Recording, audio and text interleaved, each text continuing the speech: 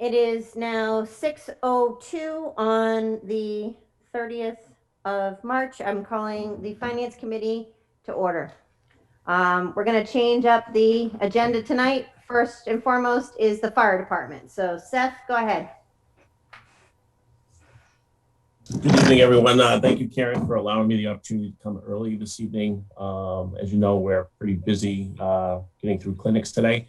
Karen, were you able to share my budget presentation I sent to Tamika? No, she just told me you wanted to share something. Oh, I can share it. Yeah, I sent it to your, I'm sorry about the kids. I sent it to your email, Karen, but if they give Seth the option, it should let him screen share too. Right. Yeah. Peter's giving you the okay, so go ahead. Okay, let me figure out how to do this and I'll be right with you. Seth, is that something different than you already provided for our budget books?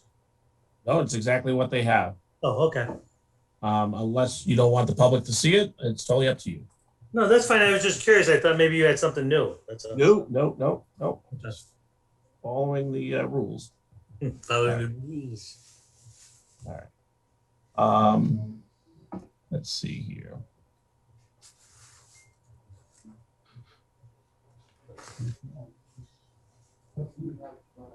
No, I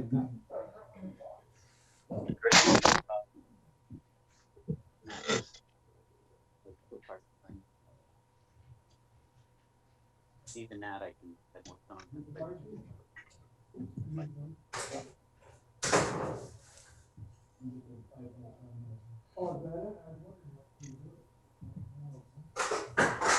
All right, can everyone see it? Yep. Yeah, it's there, Seth. All right. Okay, so this is the same budget presentation that you guys seen several years in the past. We obviously updated to reflect this fiscal year. This is the line item budget as presented by the town administrator, and it shows the FY 20, 21, 22, what I requested, and what the 22 TA recommendation is in the highlighted section. As we go down through the line items,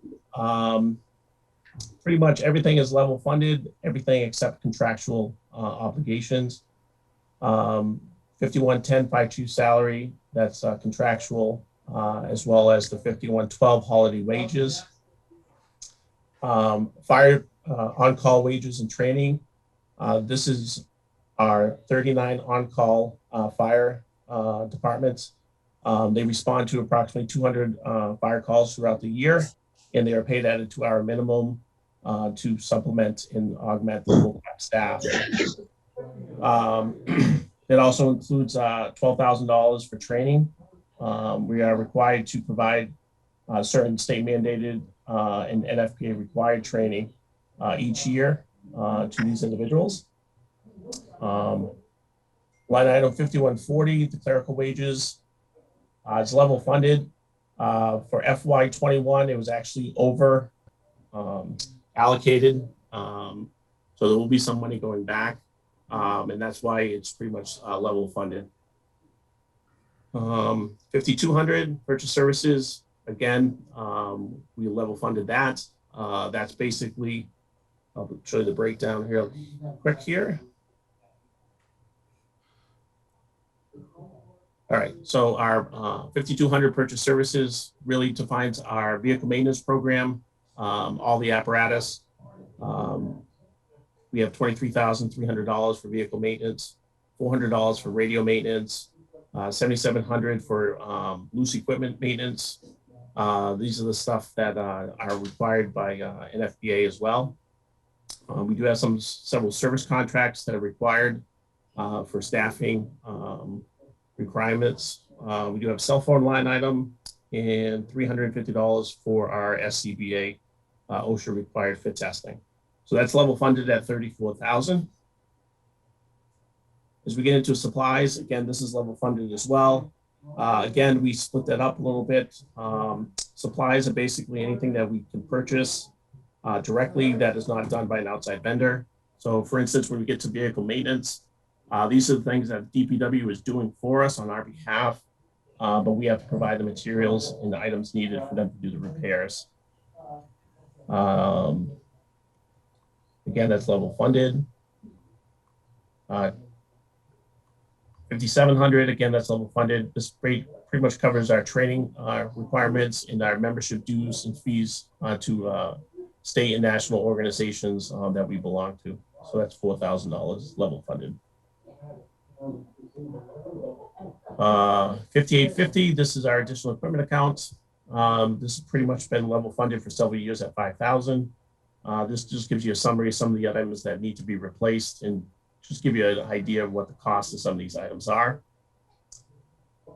If you go back several years back to FY99, this account was funded at $10,000. So that just gives you, we've gone backwards and haven't recovered, and the cost of the equipment has increased over the years.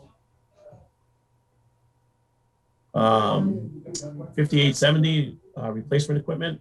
This is an account that we use that replaces equipment on a timeline.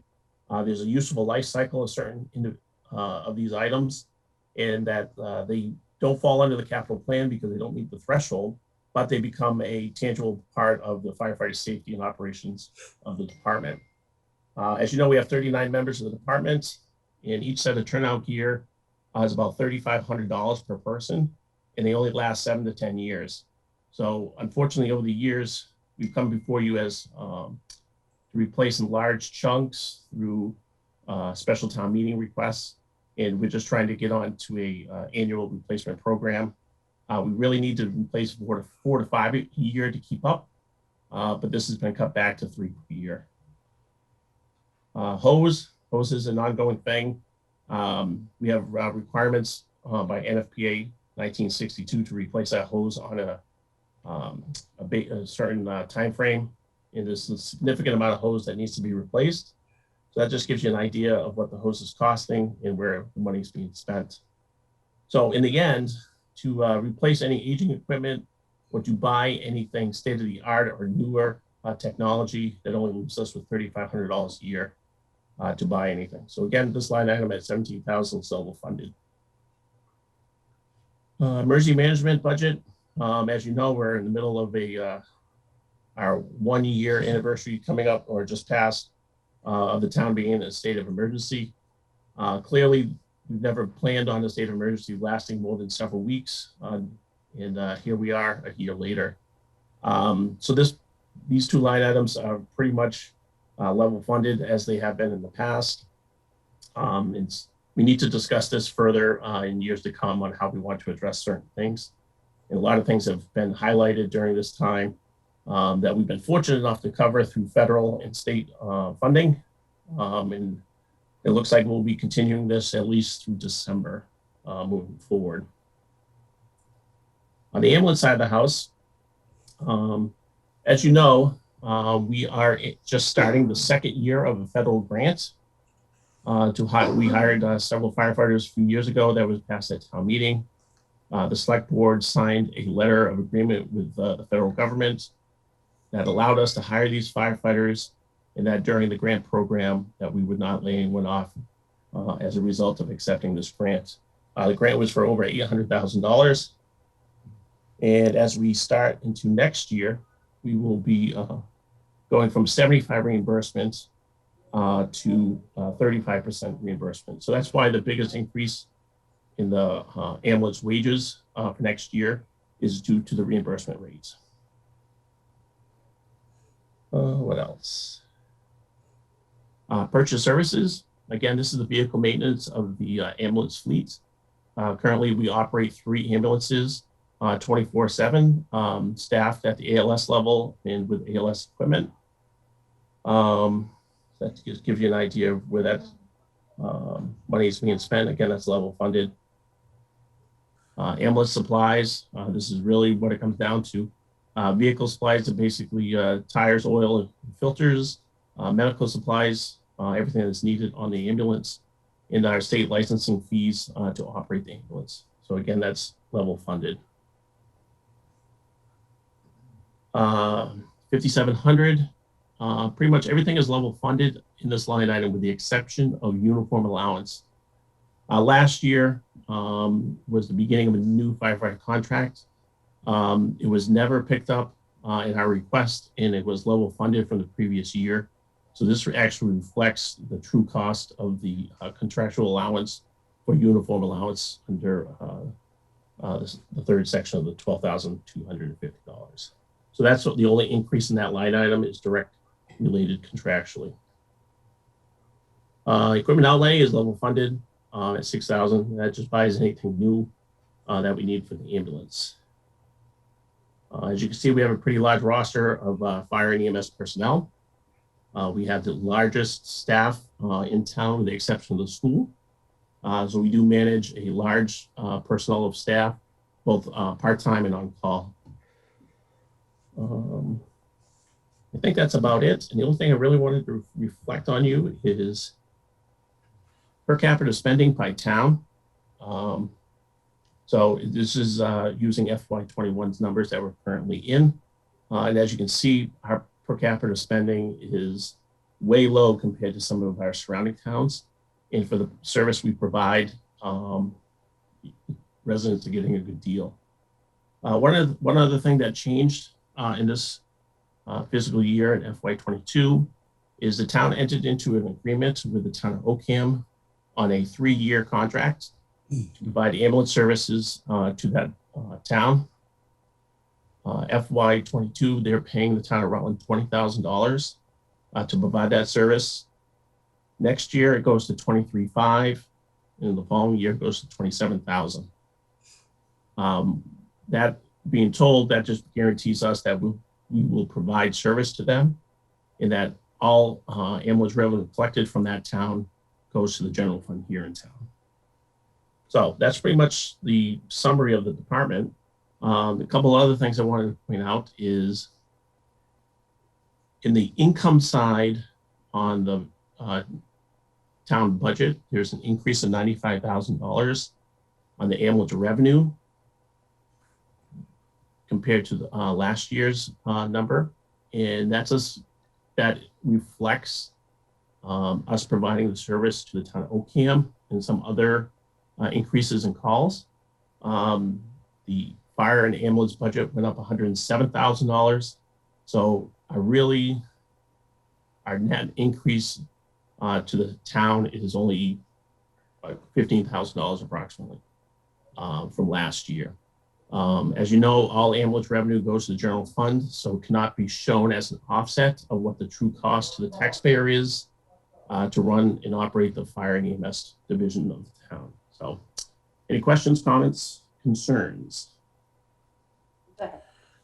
Chief, if it's for you, Madam Chairwoman, just a quick comment. Hold on one second, Ron. We got Pete O'Malley that's got a question. That's fine.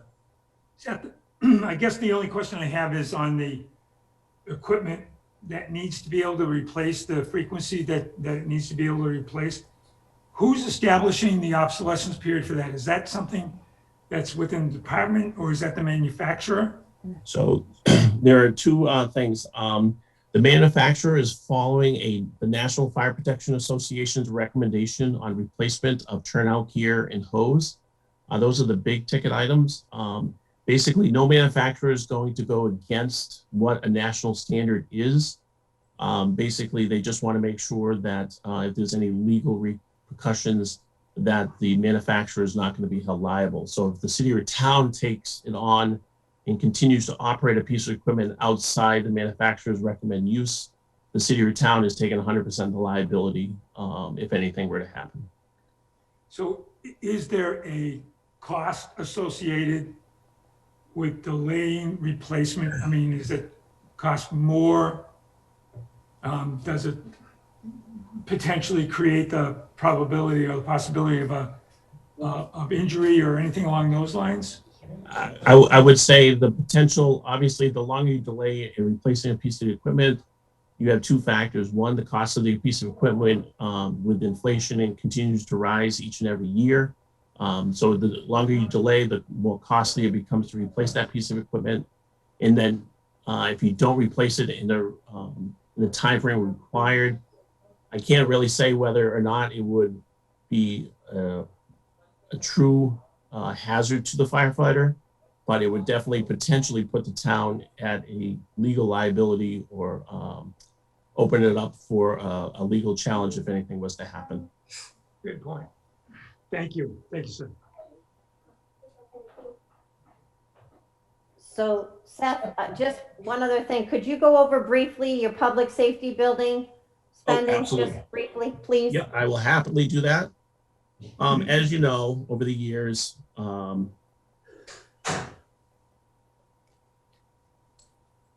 obviously the biggest increase that we're asking for is account 192-5200-005.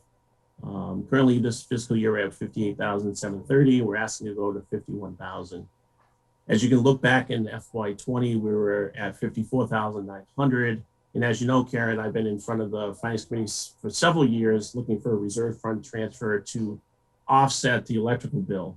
And the reason why is several years ago, when Gary Kelleher was here and Margaret was here, they brought in National Grid and they did a energy audit of the building. They brought them in and they did a full upgrade of lighting, and they financed that cost into the electric bill because they were sold that it would save $6,000 a year in energy costs.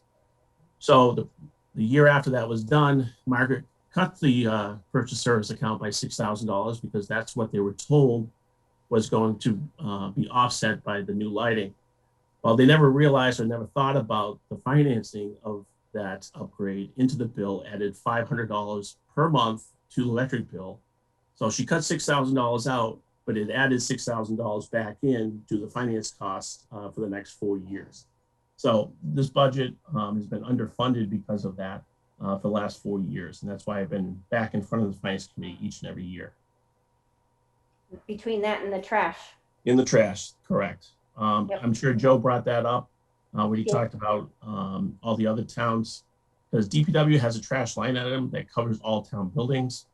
And when that line item was not being increased, instead of asking for more money, he just took out the trash bill and handed it to us, and we just absorbed it into our budget.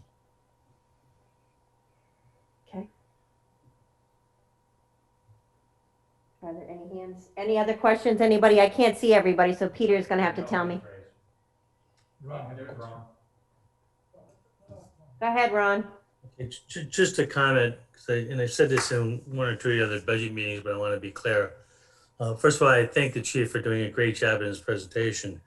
And you saw a lot of level funded line items. When the chief came in to present his budget to me, they weren't level funded. You know, it's the chief's obligation to try to improve his department, and he increased some line items, things like supplies and overtime and things like that. And the chief and I, and and a lot of other department heads understood that we were going to have a $400,000 deficit from last year to make up, and we came to an agreement to level fund a lot of these. But I just want to recognize that level funding is actually a reduction because cost of items do go up. So when we keep level funding these budgets, in fact, we are cutting the budgets. Maybe it's not a huge degree, but it's definitely not an increase. It's an actual reduction. And I compliment the chief for him working with me and producing a budget that I guess meets the times is what I would amount to, but he did a great job. So thank you. Karen, could I just make one other comment? Sure, go ahead. The only concern I have twofold. I know we weren't really supposed to talk about any significant cuts to departments, but there are two things that directly impact us.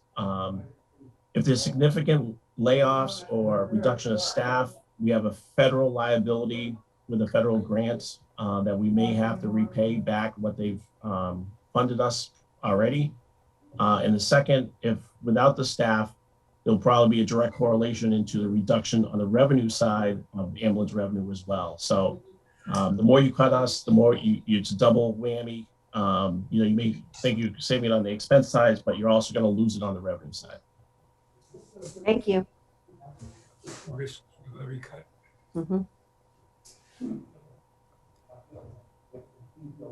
Okay, any other questions for Seth? All right, thank you very much, Seth.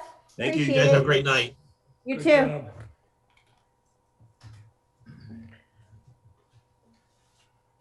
Okay, so Carrie? She must be on, isn't she? Yes.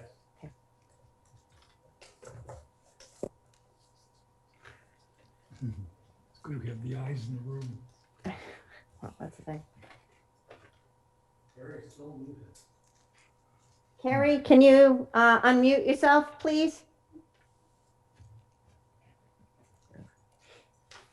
Hello, I'm here. Hi. Hi, sorry about that. That's all right. Did you get a budget from us from Tamika? Yes, the change, the one that you adjusted. Yes, we made some cuts. We worked together to figure this out as best we could. So I'm gonna start with my department budget request, okay? Okay.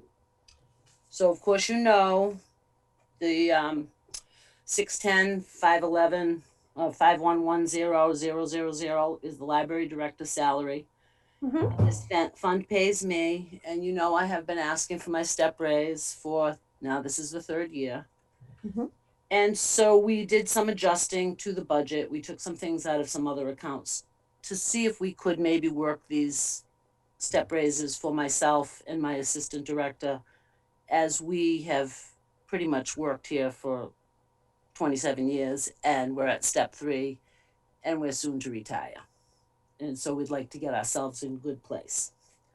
So that's what that represents, the 77,202.65 and the 35,449.44. Okay.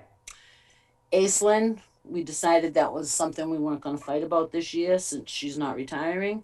So we level funded her, which means we asked, I think Ron had requested in his line, which was the 33,618.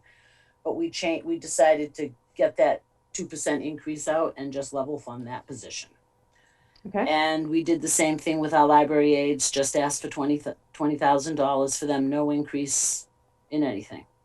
Okay. And I reduced my purchase service account down to, what did I put it down to? 28.5. That pays heat, electricity, our computer stuff, you know, our software and things like that, our operating system for circulation. So I reduced that down to make adjustments for those step raises for the two of us at the top. But that means we'll have to use state aid and gift account money to balance those budgets, which we knew we would be doing that. Okay. And I did not reduce purchase supplies, but I should have. And the 5,700 account, that's other charges, which is our materials budget. Yep. And That's- that is automatically adjusted by using that formula of adding the lines that create our budget and then multiplying it by 0.234569, which gives us 19% of the operating budget as required by the Mass Library Commissioners. We have to spend 19% of our operating budget on materials in order to be compliant with the Board of Commissioners. We also included the bottom line for compliance. We have to, the MAR, the municipal appropriation requirement by the state, by the community, has to be, it cannot go lower than $244,821 without a waiver. We did that back in 2008. The paperwork is to be done by the select board, town administrator, and the treasurer. Mhm. And it has to represent that our cuts, the library's cuts, are equal to other departments' cuts. Yes, I remember that when we had to go Remember through this. that. You remember Yeah. that. I remember that too. Yeah. So are there any questions that I can answer for you? I'm good. So, Karen, through the chair, Go ahead. So in the beginning, the TA and the Board of Selectmen suggested 75,000 for they've increased over the recommendations for their step raises. Is that what I'm reading here? Or if I look from suggested to department request? I actually have changed my department request. I was looking at your matrix. And when I originally put my request in, I wanted to be up to step 4. But I was looking at the previous year's matrix. So I had requested 75, 690, 84. But in reality, I should have requested the 77, 204 because that is actually the matrix that the town has been working on last year. Okay. Okay? Ron, you're shaking your head. I'm not. Well, what Ron did is he only gave a 2% increase. He wouldn't increase the step. That's accurate. The budget I recommended to you was let's phrase it this way. The library director presented a budget to me. I reduced the budget by one of the main items was the steps. Because I didn't put a step in for any of the employees that have been here for longer than 5 years. There's a number of people. The library director has adjusted her budget and presented to you, including the step in it. I understand her frustration, but it's inconsistent with the other department heads that would also like steps, they're not getting them. So I understand her frustration. The reason I did it, as I explained to her, was we were facing a $400,000 deficit and the town couldn't afford to give steps that frankly they should have gotten, in my opinion, 15 years ago probably. But she readjusted and she cut. Again, I don't have her budget. She wasn't given to me, but I think she cut some line items in other areas to try to make up for giving herself that step. And I just don't have the budget to do that. But that's what I understand she did. She was trying to make, I guess, this basically what I was doing, the overall amount I was doing, but she was arranging the numbers differently to get the steps to her and her assistant. Is that right, Carrie? I don't have the copy of the budget you did, so. Yep, that's what she did. That is correct. That is Yep. correct. And that was with the guidance of my board.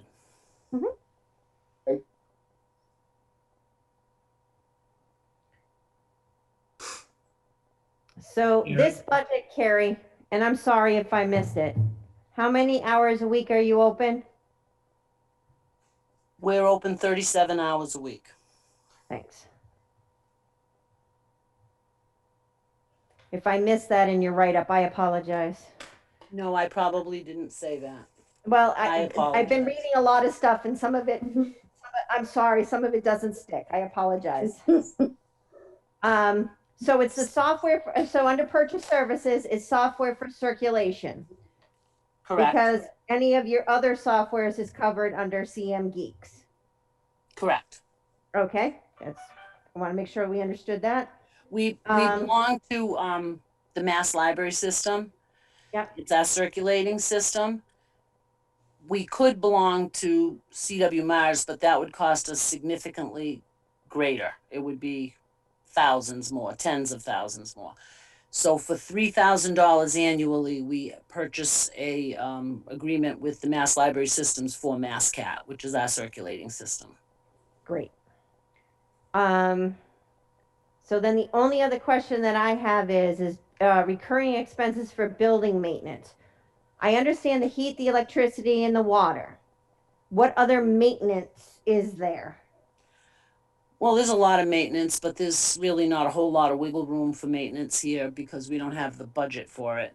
So, for example, we did just have a furnace replaced. Fortunately, we were able to utilize some of the COVID money because we are utilizing this facility as a vaccination center. Yep. So that was really a good thing that we were able to replace that one furnace. But of course, we're probably going to have to replace the other 4. Well, I know we definitely have to replace one, but the other 4 will, or the other 3 after this, will most likely be needing some replacement as well. I did put that in my capital plan though. Yeah. All right. Any other questions? I'm good. All right. Well, thank you very much, Carrie. Appreciate it. All right, thank you. Just let me know if you need anything else from me. We will, most definitely. Thank you. Thank you.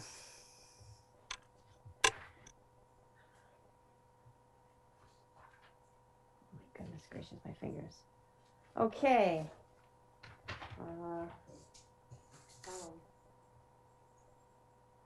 Director Moriarty for the dispatch center, please.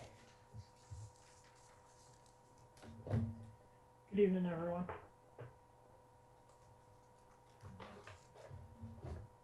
Hello.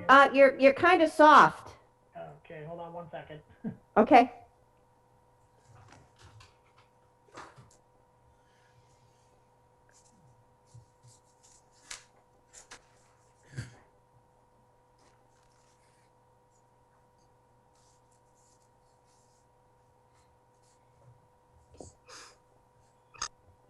All right, how's that? Is that better? That's much better. Thank you. Okay, perfect. um, Ron, do they have my full budget They have presentation or exactly just? what you presented to me. So they have the Excel spreadsheet and the report. So they got everything, Mike. Okay, perfect. Sure. Can I share my screen, Karen, to go over my budget? Yeah, go right ahead. Okay, perfect. Where is it?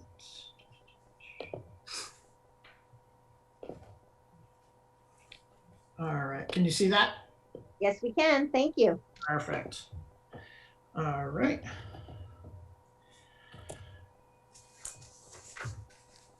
So the first couple pages is just pretty much the organizational chart as well as just a brief introduction to the dispatch center for any new members of the finance committee. Okay. I'm just trying to get right to the budget itself.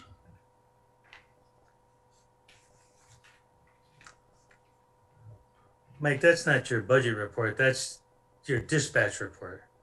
Yeah, this is the one that I have. This is the one I have to go off of, Ron, to show the increases. All right. Yeah, they have it. They don't have it in this format Okay. because this is your dispatch, your whole thing for the region, I think. The overall budget for Yeah. the dispatch center, They which have it by just specifically for Rutland. So they don't just have the the full 4 report line there. items, right? But your section should be the same. Yes. Yep. Okay. All right. So I'm just gonna get to the first line item here. Hold on 1 second. All right, there we go. So line item 299.5110 includes my salary as well as the wages for the rest of the department. My salary is going up by 5,000. That is a contractual increase. And as well as the supervisors and full-time dispatchers, those increases are due to the contractual increases that the town made with the collective bargaining unit. I did increase the part-time dispatch line item to reduce our overall overtime line item. So that did go up $11,537, which will drastically reduce our overtime line item. We do have 4 new employees that are part-timers that are very young and very eager to work and have already shown a strong interest to pick up shifts. So that's going to drastically change our overtime budget for the near future, as long as we can keep those employees. Those are the increases for that line item. Any questions? Yeah. Oh, okay. Page. This one is not on your report. This is all the health insurance and dental for the employees. As you can see, that did go down 31,000 due to a couple of employees that we had that had some out-of-state health insurance plans that they had to have for their children, which drove up our health insurance costs on our end. So those employees are no longer here, which has drastically reduced that line item. And those figures are also not final due to the health insurance committee still negotiating on what they want to do with the rates right now. But these figures do show the 6.3 increase right now that the town is looking at, but that could go down. It will not go up though. Right. Okay. Well, if you don't get 5 people to join the vision, it will go up to 6.8. Right.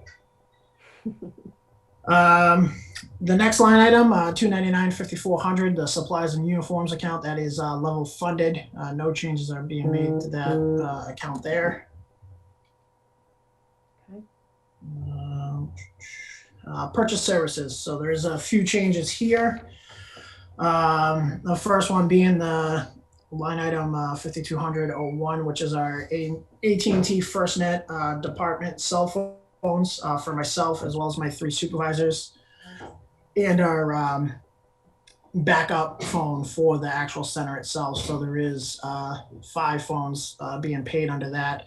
And that increase, the $194, is due to the recent promotion of a supervisor. So we were saving that $194 previously because we didn't have someone in that position. But over this year, recently promoted Patrick Sullivan to supervisor of the overnight shift, which was in dire need. Okay. The next line item, so 5202 is level funded, and let me state what that was for. That's the generator service contract. Yep. So that's level funded. Radio equipment maintenance, which is 5203, that's also been level funded. 5204, which is our internet and phone services, just a contractual increase for this year coming up. 5205 is our CGIS maintenance agreement, which was level funded. 5206 is our reverse 911 system, which has been level funded as well. 5207, I'm responding, which is been level funded. 5208, National Grid, that supplies all the electricity to our tower sites. That was level funded. 09, which is our post office box, level funded. Next line item, 5210, Tritech Software Systems.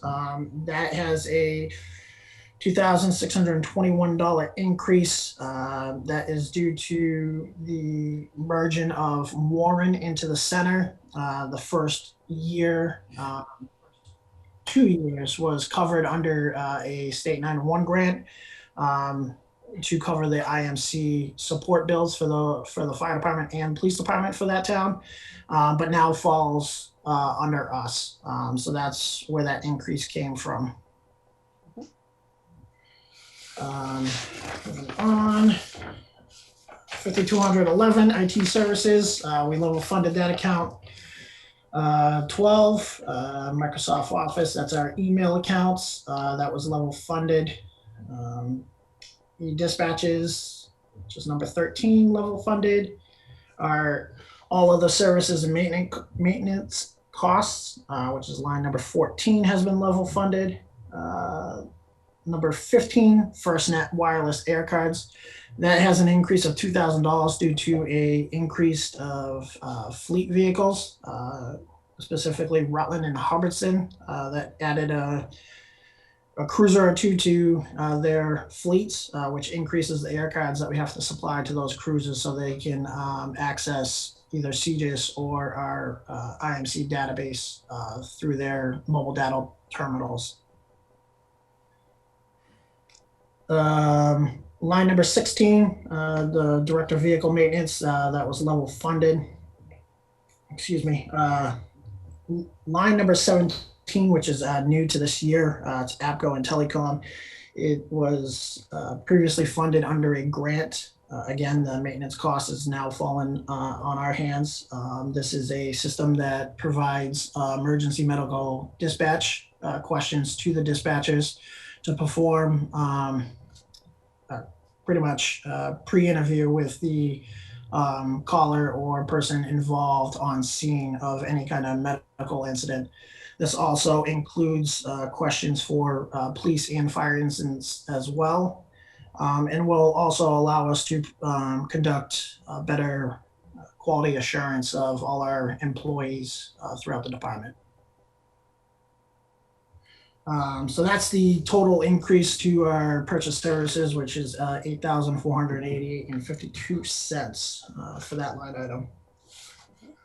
Just to be clear, Mike, there's nothing at all in here that's not contractual in terms of these increases, correct? That is correct, sir.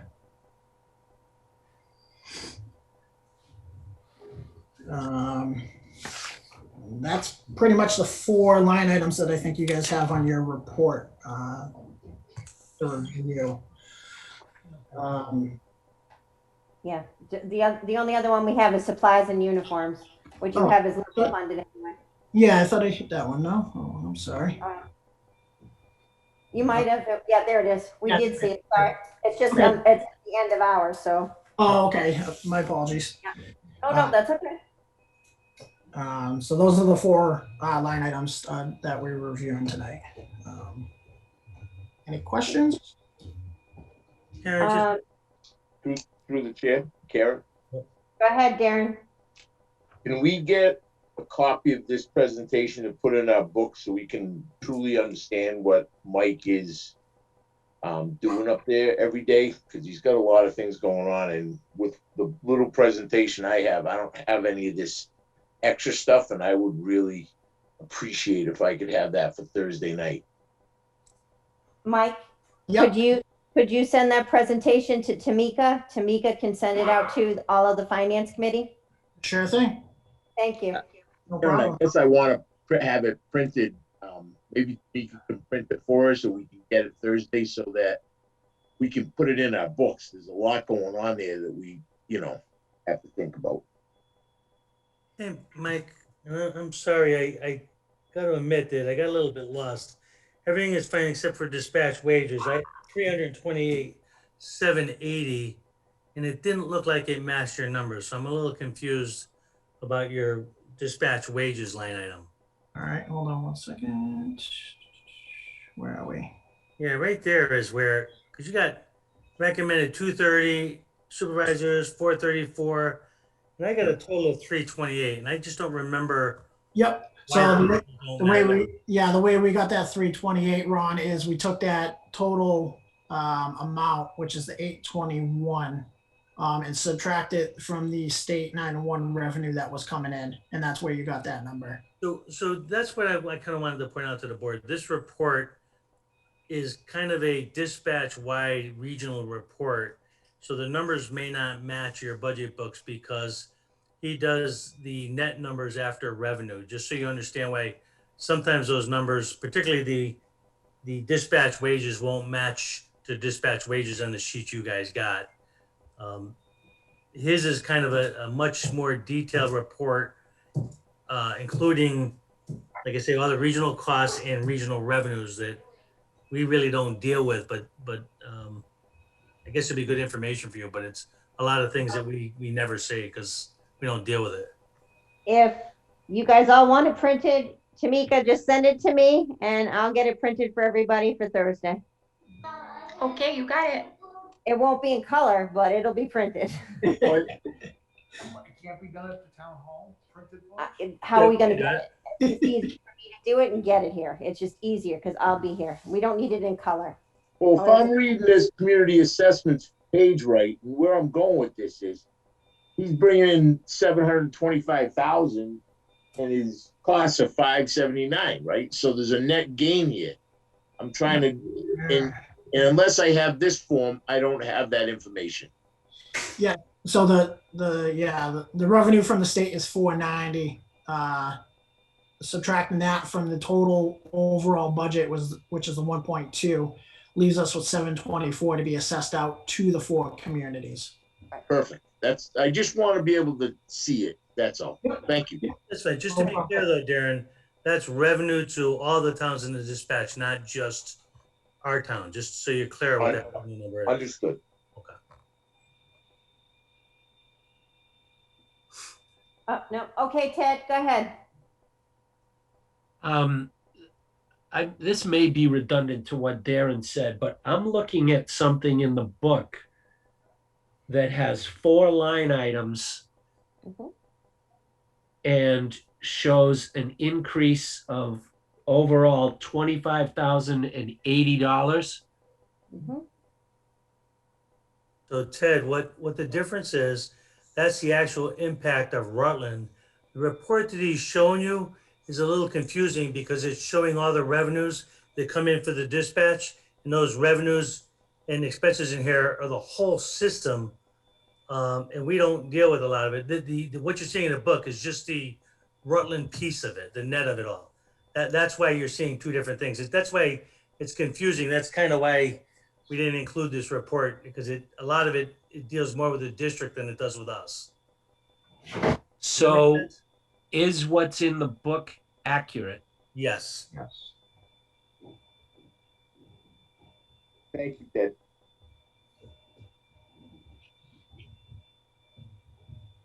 Any other questions? Okay, thank you very much, Director Moriarty. Appreciate it. Thank you so much, everyone. Appreciate it. Have a great night. Okay. So now we've got inspectional services. So David McCray. we will start with building inspector. Building inspectional services seems to be level funded. There's even, no differences. It's 44,000. Alternates, level funded, no changes. Clerical, level funded. Purchase services, level funded. Supplies, level funded. Other charges, level funded. Capital out would be level funded.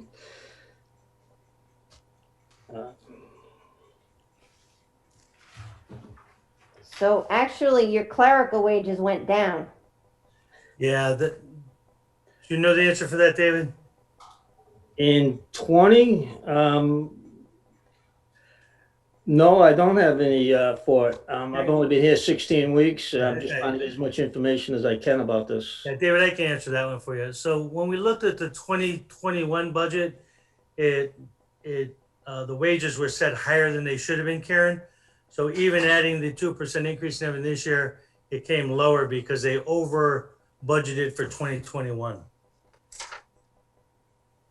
Okay. I caught that when I was doing the analysis of their department, that given the hours and everything else, somehow they got too much money put in their 2021 budget. Okay.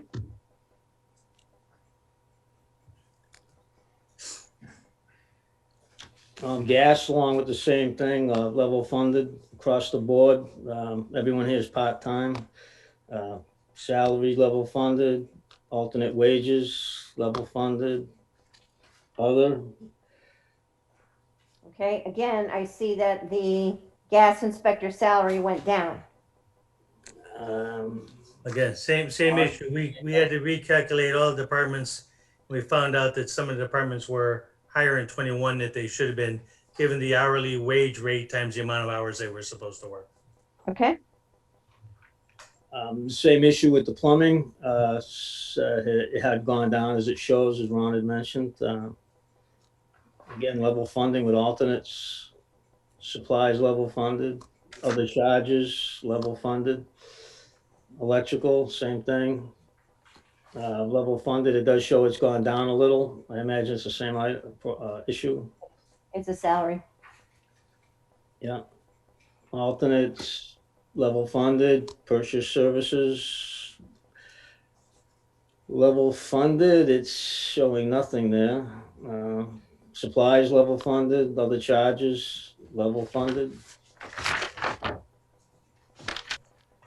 That's pretty much all of us. Any questions? Just to let you know, the 2% for non-union, including the building official, are all in here as well as all the other departments. All right, thank you very much. Welcome. Thank you, David. Welcome. Ron, Yep. did you just say that 2% increase is in for all employees that are non-contractual? Non-union, correct. All across the board. The only, this is what I talked about early on when we started. All non-union employees, there's a 2% wage increase. The only steps that were put in were for employees that were less than 4 years on the job, because that's the way the step system is supposed to work. The first 4 years you get steps and then it ends. What Carrie was pointing out tonight is she didn't get a step increase or number of step increases in that first 4 years. So she wants them now, and I'm not putting in any step increases for people that have been in town longer than 4 years and in their positions longer than 4 years. So you can't give Carrie a step increase because you wouldn't give it to other departments who deserve them just as well that are over that 4-year period. One question that I had that I wasn't able to unmute to ask when she was doing that, is she also getting the 2% or just the step? She wants the 2% and the step. And you know, I'm going to tell you, and I'll say it when Carrie's here. You know, all the budgets have to come through me for approval, and I recommended. I took out those steps from her budget. She went to the library board and kind of went around me and sent you guys the budget directly. If the departments start doing that, you might as well send me home because I'll have no meaning at all. All department budgets need to come through me for my recommendation. They don't have to like it. If the fire chief doesn't like my recommendation and sends recommendations to you guys, then what's the point of me being here? You know what I mean? That's not the way it's supposed to work. But she's in a unique position because there's debate that she works for the library board and not for the town, not under me. That there's an argument that the library board is in charge of Carrie, and she can, therefore, the argument is who is she responsible to, and that's a debatable question.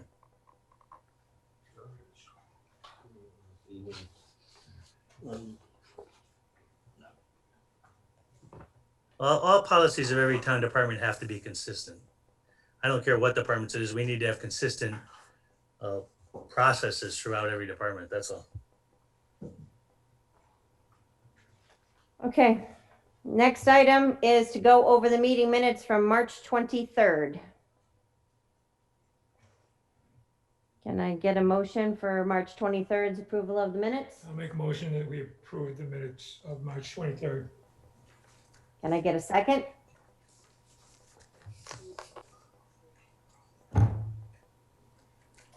Second. Thank you.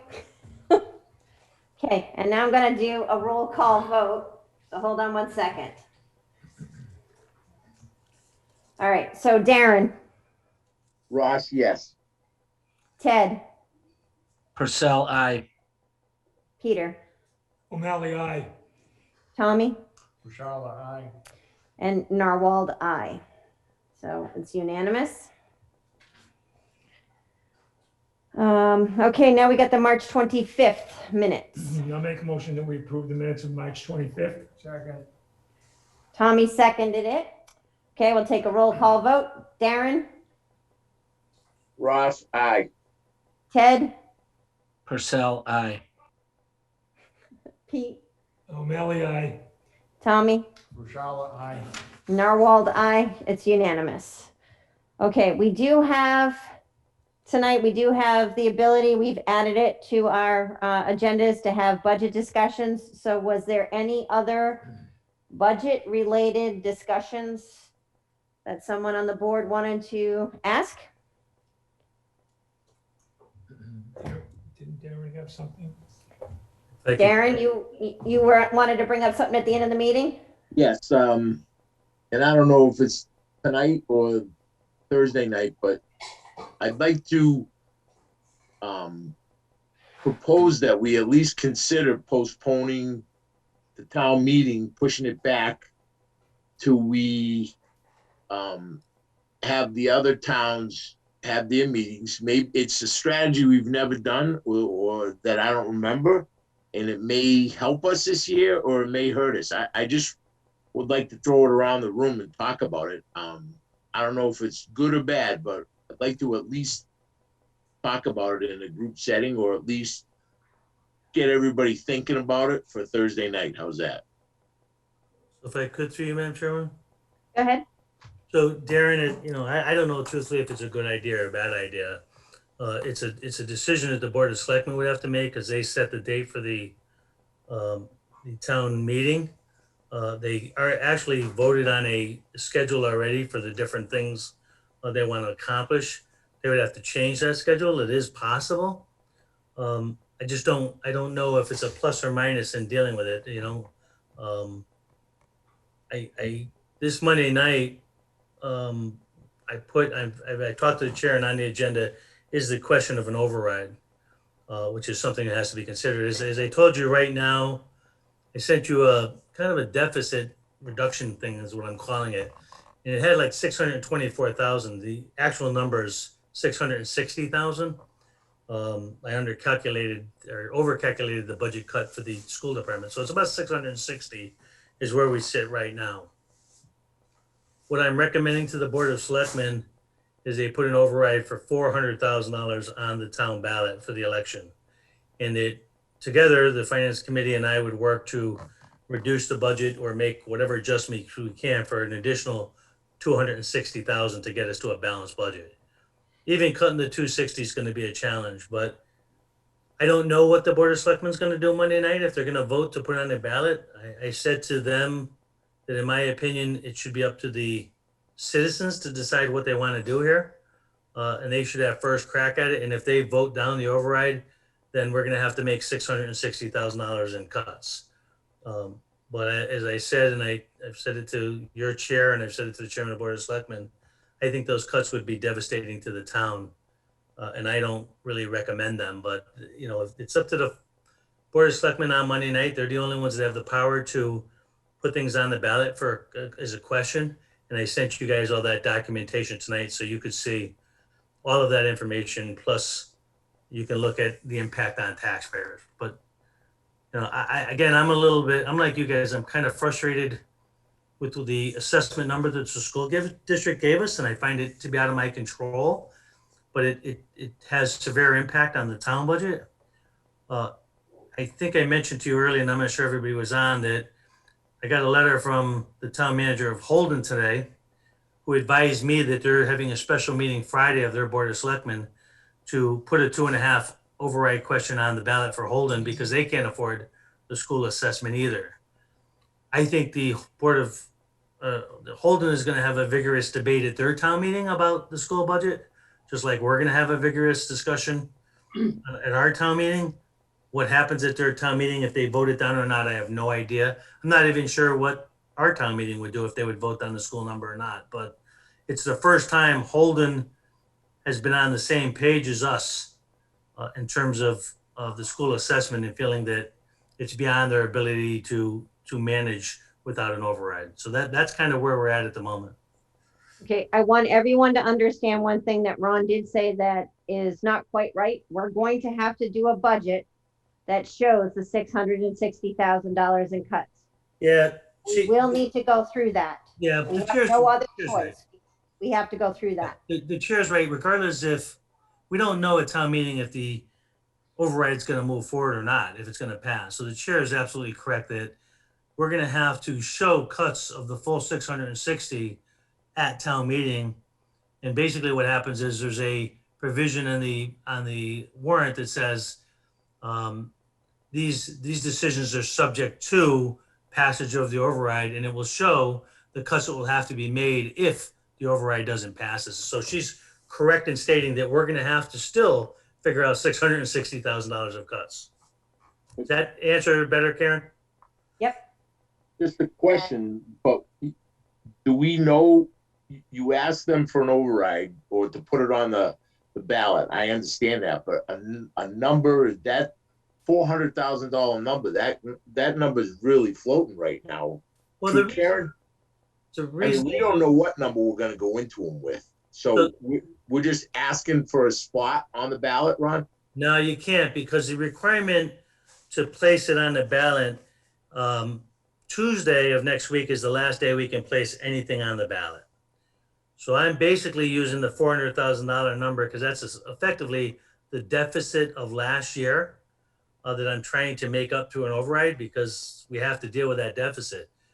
I truly believe that a $260,000 cut is something that we can work together and actually get to. There's a number of reasons why. I can explain to you why I think we can make that 260, but that 260 itself is going to require cuts. But as Karen said, if the override doesn't go through, we're not talking 260, we're talking 660. So we're going to have to demonstrate either way. But I mean, I can give you examples of things. Right now, I have Rebecca working on looking at refinancing of debt. Me and Karen had this conversation early on, and Becky's doing it.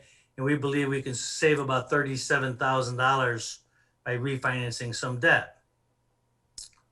And me and Karen have had these discussions because I've been kind of trying to keep her a little bit informed. The Insurance Advisory Committee made a recommendation. We have been working with them to try to go to a town deductible healthcare plan.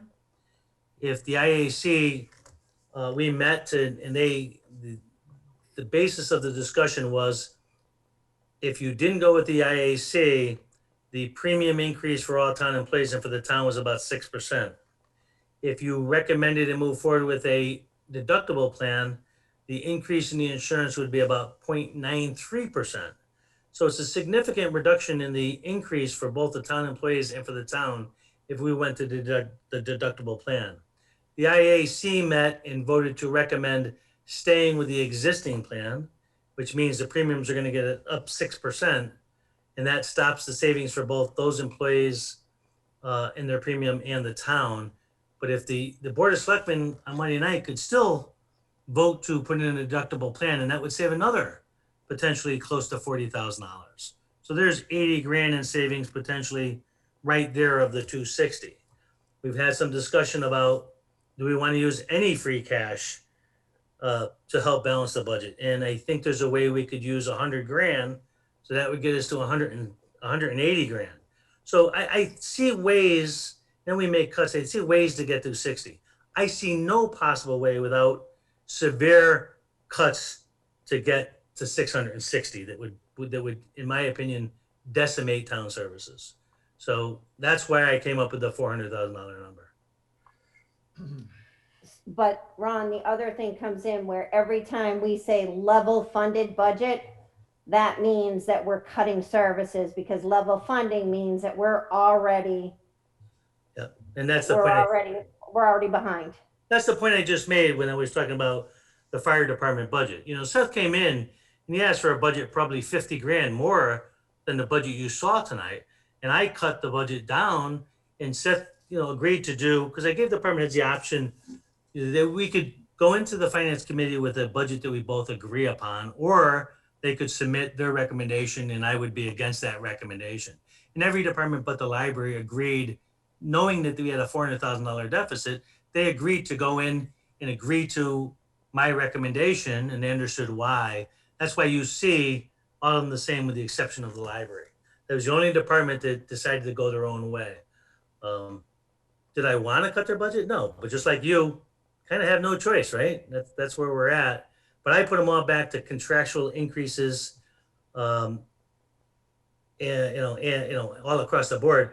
The only exception I made was on the 2% raises and the steps for the 4-year people. Other than that, it's pretty set at the contractual items. Now, my last comment is, why did they put the 2% in?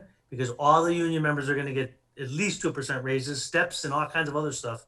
And it's unfair for the non-union members to not get the same thing as every other town employee. So I felt an obligation of fairness to be consistent with all employees, not just kind of hurt the non-union people. That's the logic.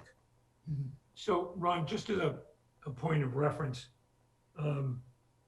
if we have to go in and make $600,000 worth of cuts, why aren't we presenting, why would not we look to present to the town an override for that, whatever has to be cut, whatever the value is of what we have to cut.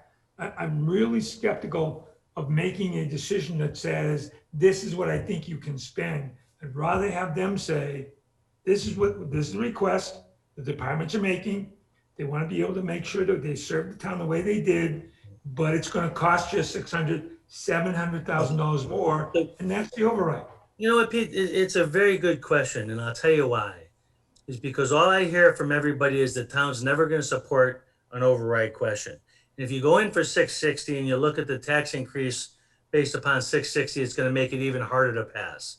So I tried to put in a number. If you look at the sheets I gave you, the formula I gave you, in order to support a $400,000 override on an average home in Rutland is about $320,000 in value. And that'll run the tax increase just for the override between 120 and 140 bucks. The higher you make the money you're trying to get override, the harder it's going to be to get people to vote for it. So I was trying to put it at a reasonable level to try to get the override passed at 400 grand, and us still having to make decisions to make cuts that we think are not going to devastate the town, but are real cuts. So I guess I'm trying to do a balancing act here to try to get it to a point where people could possibly vote for the override. And I think that is a difficult challenge under any situation. Well, I don't disagree with you at all. I just think that if we're proposing what would be the cuts that these department heads are going to have to make, then it may not be the same cuts that the town meeting would like to be able to see made. They may want to see other, and I'm hesitant to take that out of their response, out of their hands. Let them make that decision. And I think You're going to make. Yeah, but the only problem with that is once they say no to the 660, you're done. You've got no recourse to go backwards. Well, are we going to be presenting a? No, I'm not. I'm just saying if that was the No, but if we go in with the whole idea that we have 650, and they say no, it's too much money, you're done. Man. Well, we're done with the 650. No, you're done. You have no money to go forward with, and the override fails, and that's it. Well, so that override, but couldn't we go in with an alternative override? I mean, it would be. If the selectmen agreed to that. No. A 2.5 override is a ballot question. It's not a town floor meeting. Okay. It's a ballot question. So that's the whole problem. This is a ballot question that we have to go put on the ballot. So whatever we put on, anytime we want to put a different one on, we'd have to do a special election. Yeah, there you go. That's right. Okay, so to that point, yep. Whatever. Right now, Ron is thinking might be a number. Mm-hmm. If that doesn't pass, we're in the same boat. Same Yep. vote. Okay. Yep. But maybe a little bit's better than nothing. I mean, some is better than. So you're thinking that You don't maybe think you can get the whole thing. You're there's trying a to get better something. chance to pass a 400 than a 600. Right. Correct. Okay. 660, correct. So one of the interesting things, and I thank Karen for making an addition to it. So in the letter I sent you, the approach that I'm taking, because I'm trying to hope that an override gets passed, right? So you don't have to deficit destroy the town departments, right? So the override question, if you look in my letter to you guys, says something like, shall the town increase taxes $400,000 to support, and originally it was to support the municipal town departments and to support the Massachusetts Regional School District. Karen pointed out to me that probably a better way to do it is also to add Bay Path so that everybody's in the same boat. So when voters go to the polls, they're voting, those people who support Bay Path might vote for the override, those who support Massachusetts might vote for the override, and those who support town employees might vote for the override. The last thing you want to do is divide it up and have like a referendum for the school district, a referendum employees, because then you start dividing up the votes, right? Here, we need to get all of the groups that benefit from an override to be out there pushing and supporting the override. So that's the purpose of lumping it all as one override for all parties involved in the budget process. Does that make sense? It does. Go ahead, Darren. I agree with what he's trying to say, but we're in this position because of the schools. We're not in this position because of the highway and all those things. Agreed. I don't think someone's going to have to prove to me that we should put Wachusett and Bay Path on there because they're just going, if we do that, it's giving them carte blanche for the rest of the work time. So that, I unfortunately, I know where it's a catch-22, but the schools put us in this predicament, and I don't want to give them any support at all to do this over and above what they deserve, and they don't deserve what they came to us with. so That's just Darren, me. it's an extremely good point, and a lot of people agree with that sentiment, right?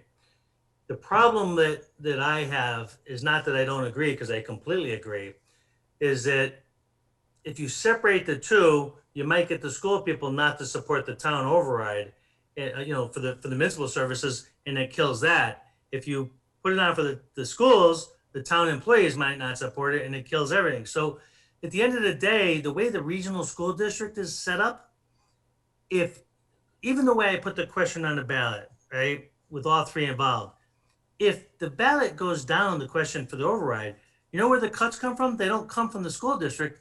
They come from the town, because the way it's structured, and I can't stand the structure of it, the way it's structured is that unless two towns in the regional school district vote down the question at town meeting, the school committee number stands the way it is. So if you have to make cuts, you can't cut the school budget anyway.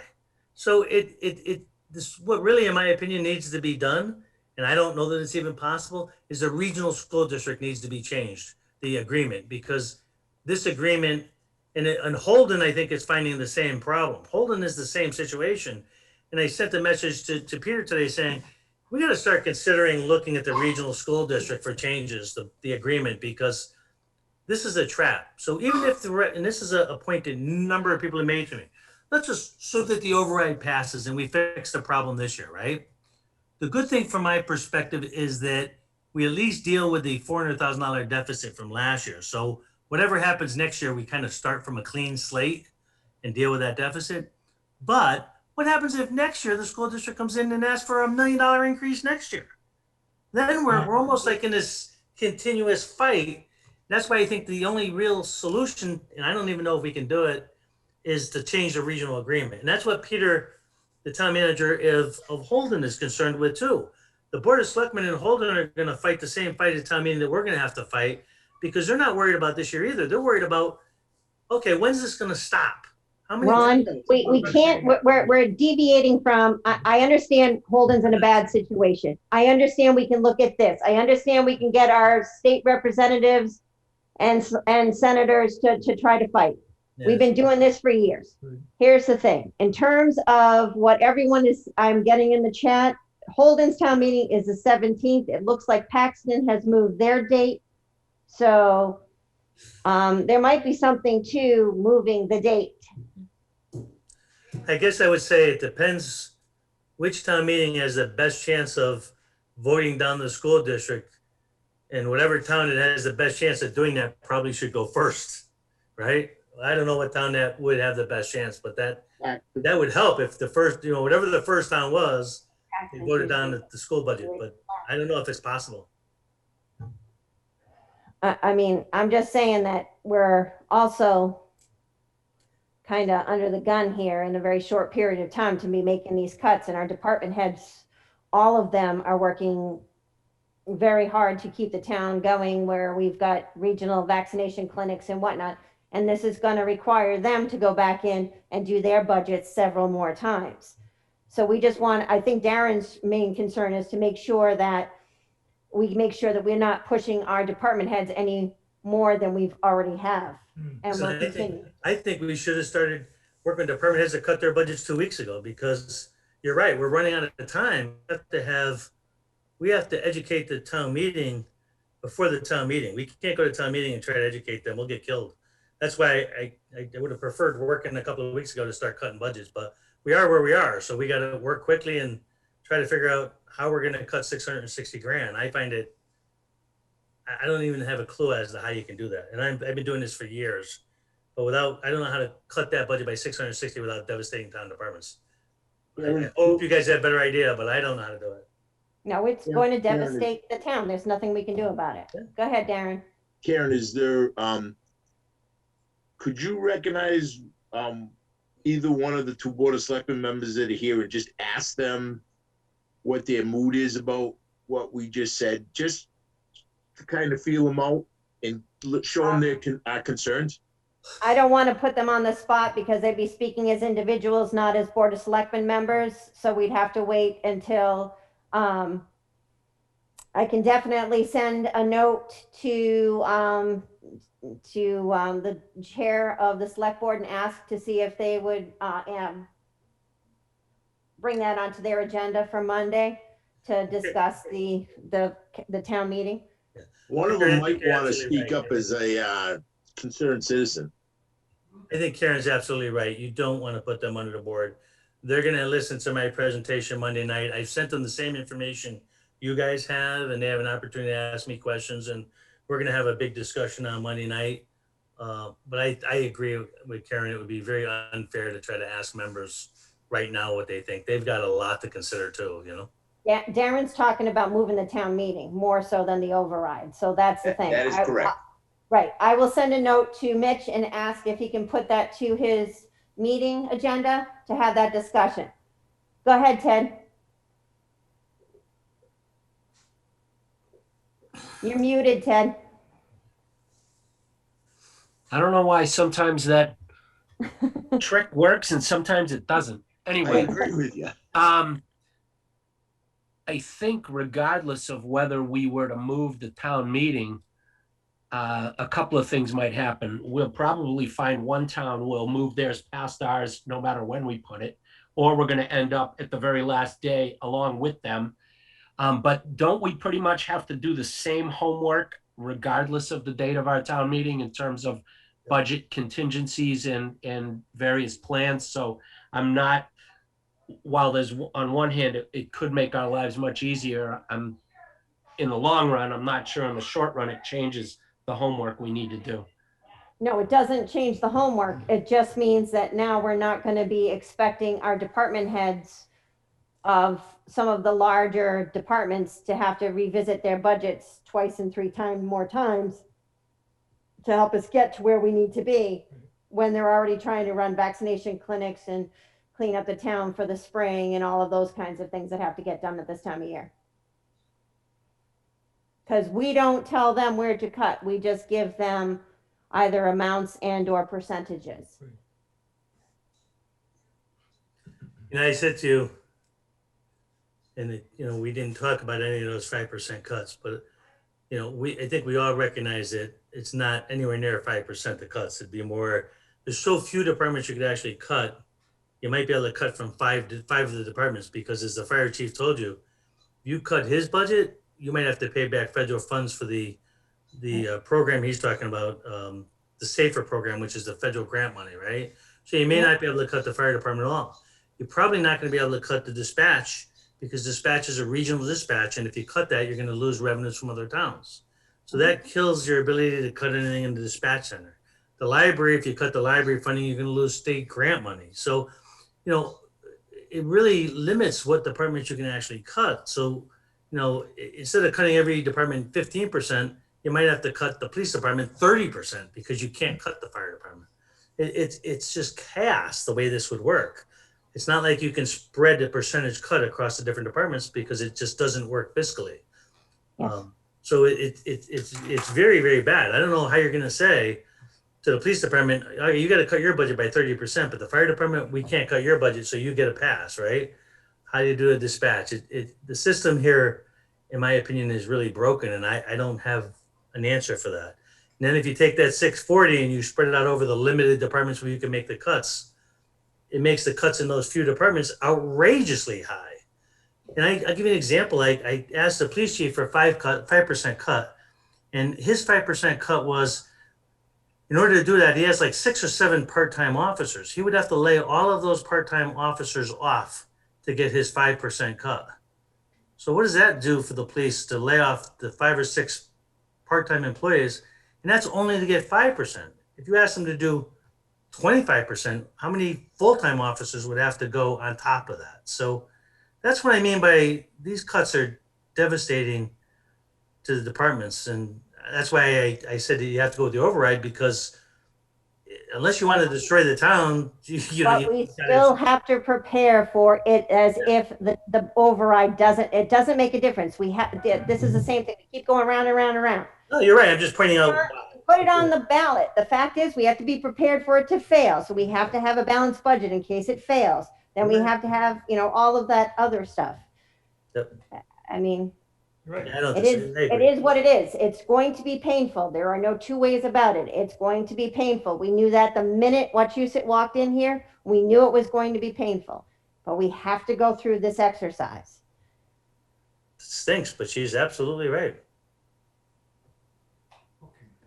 All right. Is there anything else for this evening? Any other questions? I'm good. So Okay, nicely I done, will- Karen. Thank you. Any other business before the department, the committee tonight? All right, I will entertain a motion to adjourn. I make a motion that we adjourn. All right, Second. okay. All right, and now Ted, Purcell, aye. Darren, Ross, aye. Peter, O'Malley, aye. Tommy, Rochelle, aye. Karen, I. Thanks, guys. We'll see you guys on Thursday.